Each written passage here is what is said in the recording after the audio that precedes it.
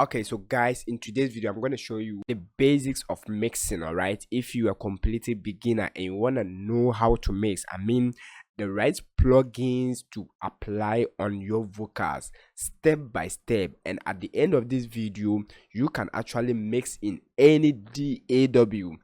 All you need to do is to pay attention to what I'm going to tell you in today's video, and right after this I don't think you can't miss any vocals or any track given to you. You can actually do this in FL Studio, Pro Tools, think of Cubase, Studio One, Logic. All right, just follow the tips that I'm gonna tell you in today's video. All right, so guys, we are in Cubase now and we're gonna use this simple vocals here. All right, so let's listen to this first without any effect. All right, and I'm going to show you step by step how you can actually mix in Cubase 14 Pro any DAW using the most or the required needed, the must put on plugins on every vocals. I will explain them to you.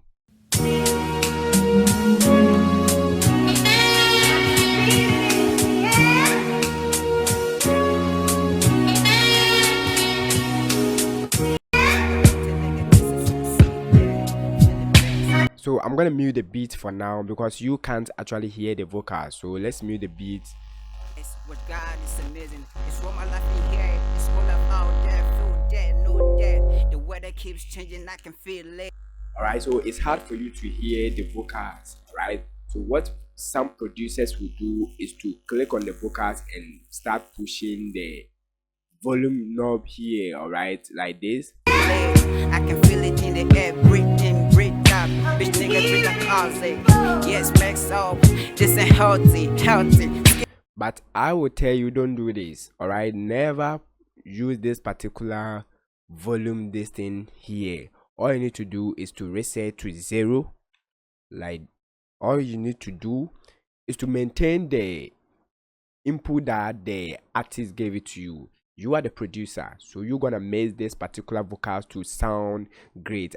For you to hear that. All right, so first thing we're gonna do, if you're a beginner, the best thing that I would tell you is to create another group. All right, create a group track. And how do you create a group track? All you need to do is to right click over here and click add group track. All right, I've already done that. That's the group one, so we're gonna rename this and call it the lead vox. All right, so this is the lead vox over here. Let's change the color so that you can actually see what's going on. We're going to change the color for the lead vox. All right, let's maintain this one now, so you can see this is the lead vox.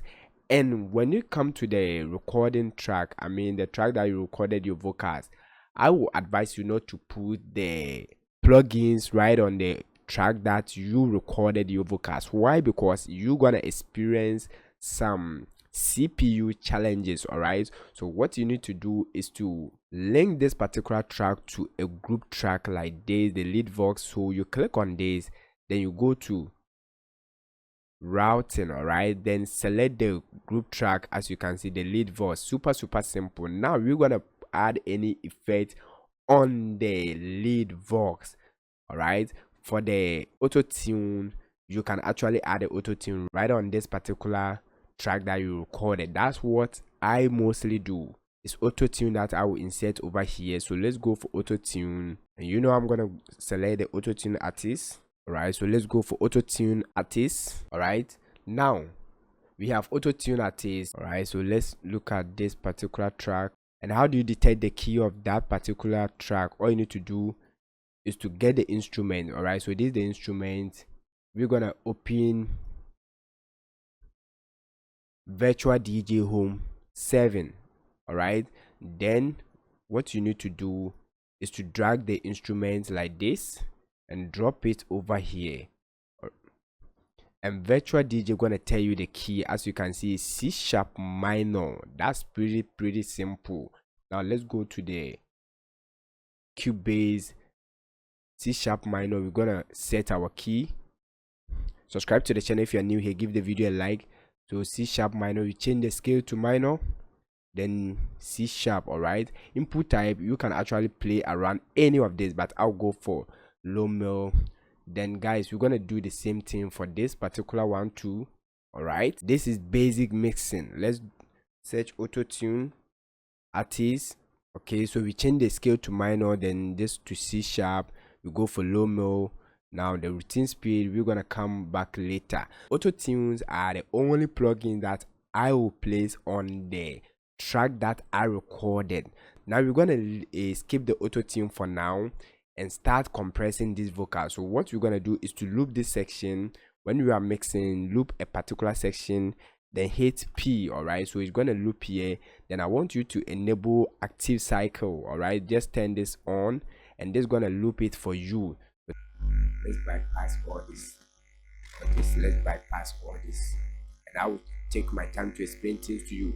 Now the very first plugin that you need to put in your mind as a music producer who is mixing a track is the compressor. You see, at a certain point artists will be singing at a louder, at a certain point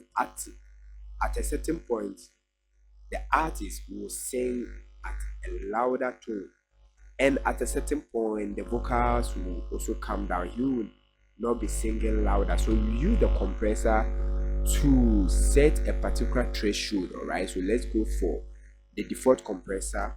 All right, we're gonna stick to the default compressor from Cubase. All right, you can actually use any compressor.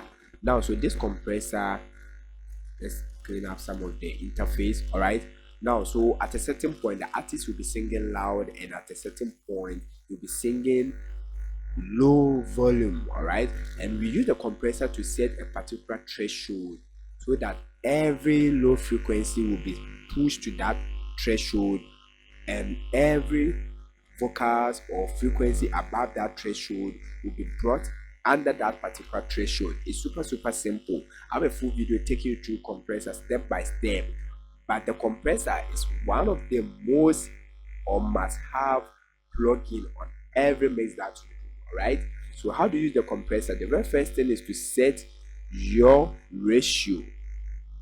All right, so this is the ratio. I'll go for 2.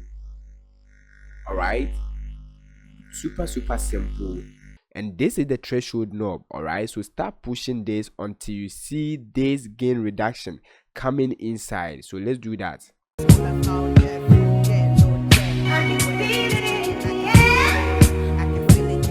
So now if you watch here, you can see there's a gain reduction here. Now the compressor is working. If you don't see any gain reduction here, then the compressor is not working. All right, so once you get any compressor, play with the ratio, set your ratio, then after that start pushing this threshold. Any compressor got threshold, so when you start seeing gain reduction, you can stop there.